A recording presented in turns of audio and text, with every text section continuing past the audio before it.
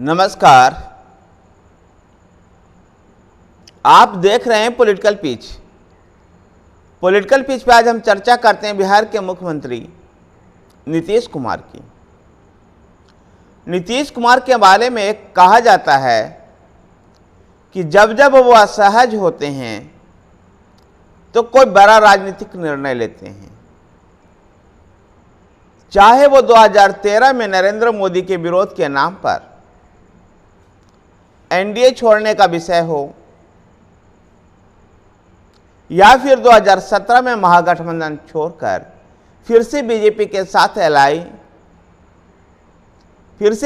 साथ गठबंधन बनाने की घटना हो, या फिर 2022 में भारतीय जनता पार्टी के साथ छोड़कर के पुनः आरजेडी के साथ जाकर के महागठबंधन सरकार बनाने का फैसला हो। जब जब नीतीश कुमार असहज हुए हैं, कोई ना कोई बड़ी राजनीतिक गतिविधियां होती है। आज नीतीश कुमार भी ऐसे ही असहजता महसूस कर रहे हैं। जहां एक तरफ डिप्टी सीएम तेजस्वी यादव के खिलाफ सीबीआई ने चार्जशीट्स में उनका नाम दिया है, उनके खिलाफ लैंड फॉर जॉब केस में चार्जशीट्स दाखिल किया है, और नीतीश कुमार भ्रष्टाचार पर, करप्शन पर जीरो टॉलरेंस की नीति को अपनाते हैं।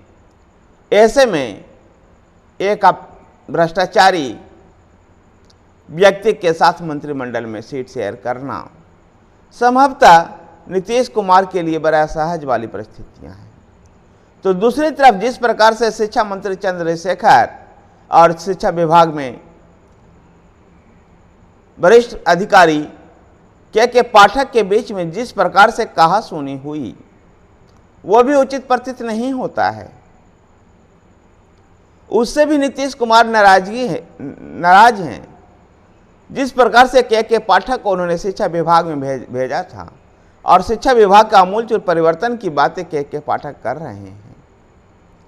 ऐसे में शिक्षा मंत्री प्रोफेसर चंद्रशेखर के साथ उनका विवाद कदापि सरकार के लिए एक अच्छा मैसेज नहीं है।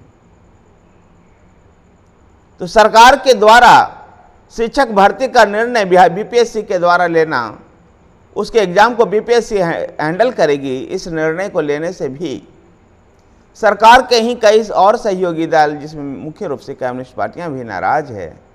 और ये शिक्षक नियमावली में जो परिवर्तन किया जा रहा है, शिक्षकों की जो भर्ती का तरीका अपनाया जा रहा है, इससे बिहार की जनता जैसा आंदोलित है, निश्चित रूप से नीतीश कुमार इस फैसले से भी असहज होंगे। असहजता के एक और आलम विपक्षी दलों की बैठक भी रही। जिस प्रकार से अगस्त 2022 में बीजेपी के साथ छोड़ने के बाद नीतीश कुमार महागठबंधन में आए और जब से विपक्ष के दलों को एकजुट करने में लगे हुए हैं, और उनके ही प्रयासों से पटना में विपक्षी दलों का जमावड़ा लगा, और उस बैठक में नीतीश कुमार को वो भाव नहीं मिला। नीतीश कुमार के राजनीतिक सहयोगी चाहते थे कि उनको प्रधानमंत्री पद का उम्मीदवार घोषित किया जाए। अगर प्रधानमंत्री पद का उम्मीदवार ना सही तो कम से कम इस संयुक्त विपक्ष का संयोजक या कन्वीनर बना दिया जाए, लेकिन ऐसा भी प्रतीत नहीं हुआ। और पटना की इस बैठक के बाद अगली बैठक की घोषणा शरद पवार के द्वारा की गई। ऐसे में नीतीश कुमार का जो प्रयास था, उस प्रयास को, उसका क्रेडिट कोई और ही लेने में लग गया। जहां तक नेतृत्व की बात है तो कांग्रेस राहुल गांधी के नेतृत्व से कम कुछ तैयार नहीं थी। यदि अब राहुल गांधी अयोग्य घोषित कर दिए गए हैं तो कांग्रेस पार्टी किसी और नेता को आगे लाएगी, लेकिन उनको अपने छोड़कर किसी और का नेतृत्व स्वीकार नहीं है।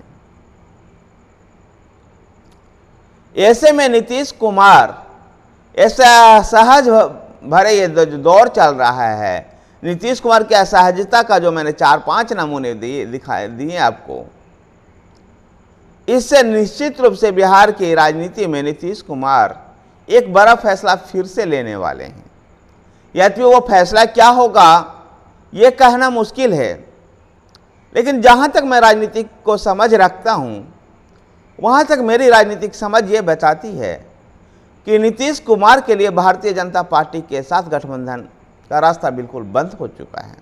यद्यपि नीतीश कुमार चाहते हैं, लेकिन भारतीय जनता पार्टी के कई नेताओं के द्वारा साफ तौर पर इसको मना करना ये दर्शाता है कि अब भारतीय जनता पार्टी नीतीश कुमार के साथ दोस्ती नहीं करना चाहती है।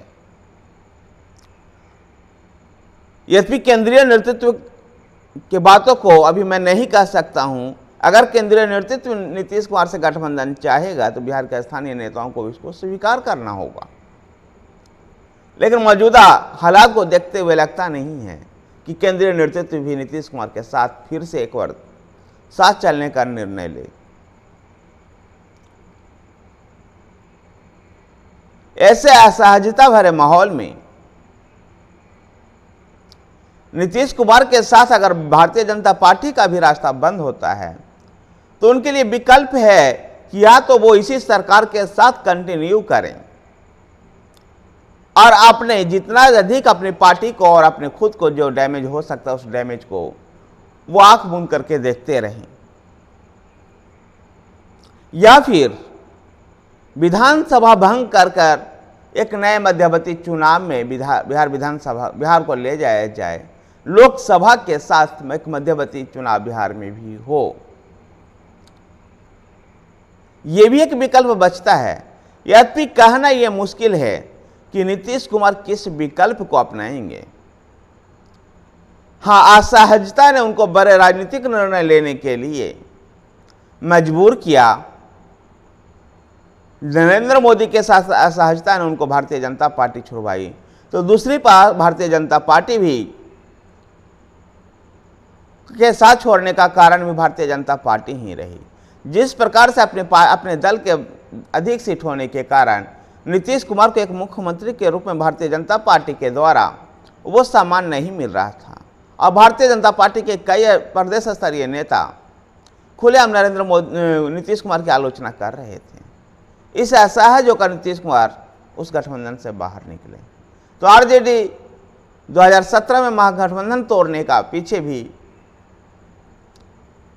सीबीआई के चार्जशीट्स में तेजस्वी यादव का नाम आना ही था।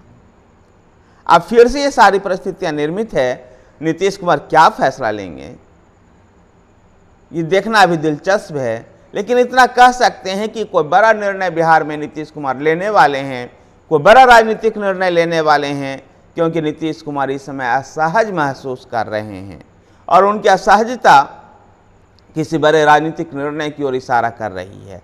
धन्यवाद साथियों, अगर आपको वीडियो पसंद आया है तो वीडियो को लाइक कीजिए, शेयर कीजिए।